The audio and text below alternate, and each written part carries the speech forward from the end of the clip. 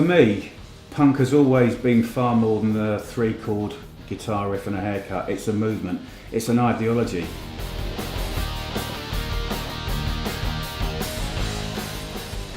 My dad was really good friends with a guy called Ron Watts. Ron owned a music pub, and one day I said to my dad, I've discovered this new sort of movement. He said they've started playing there and they're attracting quite a crowd and the media's onto them, and I'd really like to do what was called a punk special and hire the club and do it down here. And 2 days were put to one side in September '76. To most punks, the catalyst, the thing that really pushed it into the sort of mainstream and caught everyone's imagination, were the 2 nights down here.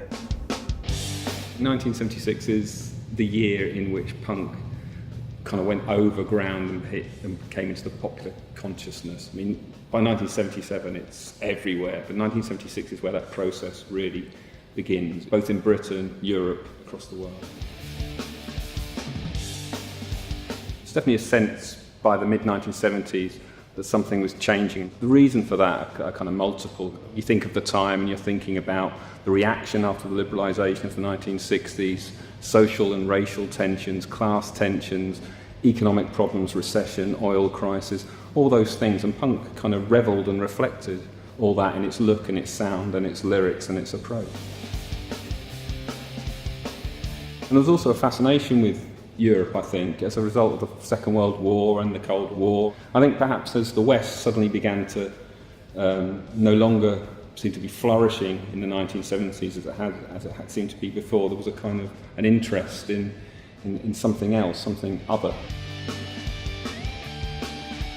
I wouldn't ever say punk was born in the UK, although British punk was a very spectacular manifestation of it, and its influence went right across the world and informed punk. But the kind of sensibilities or the inclinations that make punk happen, I think, were bubbling in every country, in every place. They're quite kind of universal impulses. So if you think of somewhere like Holland, where you've got bands like The X and Rondos kind of take punk and turn it into a kind of very politicised kind of leftist and anarchist, anarcho-libertarian kind of music. And in Germany, again, bands like Erbstücke and Neubauten taking the notions of punk and the way of doing it, but transforming the instrumentation using metal, concrete mixers, in order to make something completely new and completely different. I think when you start looking hard at it, there's tremors going on in quite a lot of countries.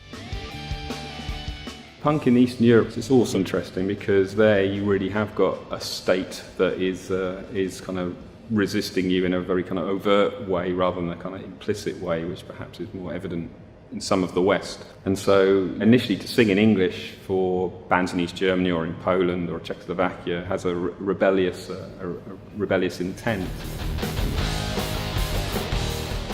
I've always thought of punk as a way of doing something, or a way of thinking about something, critically engaging with something and doing what you want to do, when you want to do it, how you want to do it. Punk isn't about a haircut, it's not about a guitar riff, it's about an attitude. And actually, if you listen to a lot of bands now, they're singing about exactly the same things the punks were back in 1976. It may not sound like punk used to sound, but it's absolutely still out there, being sung in a different way and through a different medium.